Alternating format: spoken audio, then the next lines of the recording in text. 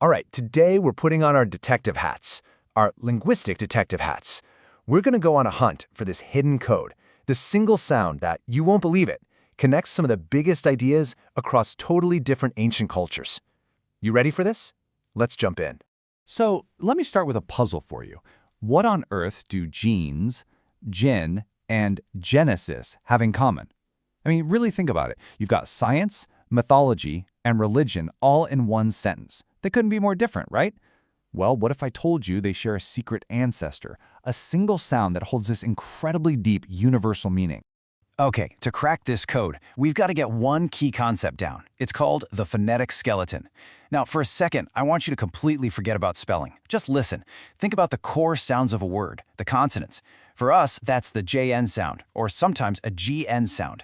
The idea here is that this sound skeleton is kind of like a word's DNA. It carries a core meaning that survives for thousands of years, even as it gets dressed up in different languages.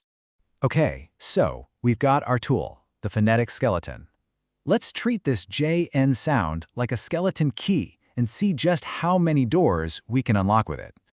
So yeah, our entire investigation, everything we're about to uncover, it all hinges on this one sound, JN. We're going to follow this phonetic trail across completely different language families, Semitic, Indo-European, you name it. We're looking for patterns, for connections, for the ghost of an idea that's been hiding in plain sight this whole time. All right, let's look at our first major clue. And this one is all about a single, powerful idea, the veil. You know, the concept of something being covered or hidden from sight. So, our first stop on this journey is Arabic, and we're looking at the root JNN. What's amazing about this root is how consistent it is. Its whole meaning, its entire vibe, is about covering and hiding things. And this table just lays it out perfectly. Look at this. Jinn, those are the supernatural beings, right? Their defining feature is that they're unseen, they're hidden. Then you have Janine, which is an embryo, literally hidden and protected inside the womb. And get this, Junun, or madness, was thought of as the mind being covered up or veiled from reason. You see the pattern here? It's undeniable. JNN means hidden. Okay, let's grab our next piece of evidence. We're hopping over to Hebrew now, and we find this. This is wild, a strikingly similar phonetic skeleton, GNG. I know, it's spelled differently, but just listen to the sound. GNG, JNG. It's basically the same, and the really cool part is what it means. So, the Hebrew verb ganan means to cover, to shield, to defend. It's the exact same family of meaning we just saw in Arabic. It's all about wrapping something up to keep it safe. So, let's recap. Two totally different ancient languages, one phonetic skeleton, and one core idea, the veil. The case is definitely getting stronger. But wait, just when you think you've got it figured out, the story takes a twist. It turns out that JN skeleton isn't just about hiding things. Our second big clue reveals its other identity, the spark of birth, of creation. To see this, our investigation now takes us to Sanskrit, a completely different language family. And this is where the JN sound becomes a kind of bridge connecting our first clue, the veil, to our second one, the spark. Okay, check this out. In Sanskrit, the word janma literally means birth or origin. The root it comes from, jan, just means to be born. Now, think about that for a second. What is birth? It's the exact moment something emerges from concealment, from the veil of the womb. So the JN sound is now describing what happens after being hidden. It's the result. And you know what?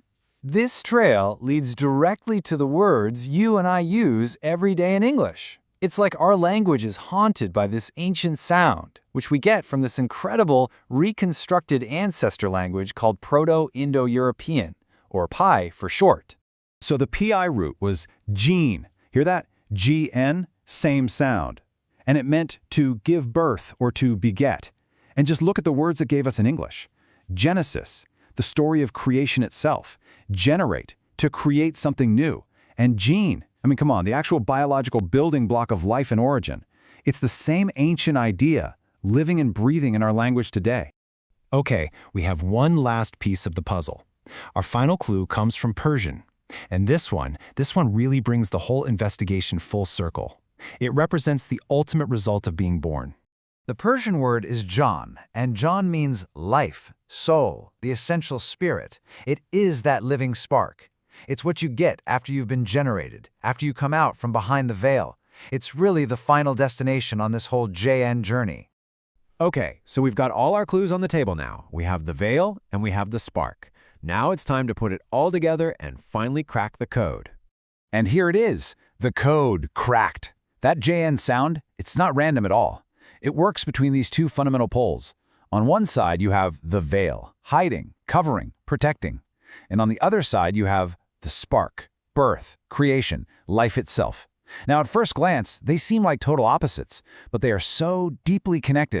And this is the key takeaway right here. It's not a contradiction, it's a progression. The JN sound is telling us a story. It starts with something being concealed, hidden, protected, in the womb or in some unseen world. Then it describes that moment of emergence, of being born.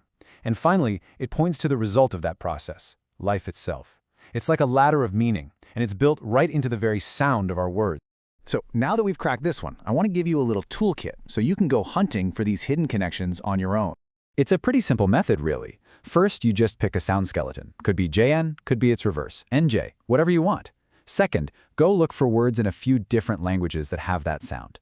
And remember, you're listening for the sound, not looking for the spelling. Third, collect all the meanings and see if they start to cluster into themes, just like we did with the veil and the spark. And finally, you map out how those themes connect to tell a bigger story. It's an absolutely incredible way to see language. And that really brings us to the end of our journey today. What the JN root shows us is that language, it isn't just a random pile of words. It's more like an archaeological site, just filled with these amazing fossils of ancient ideas. So it leaves you with a question, doesn't it? If a code this deep is hiding in just one single sound, what other ancient stories are just sitting there, waiting for us to find them in the words we use every single day?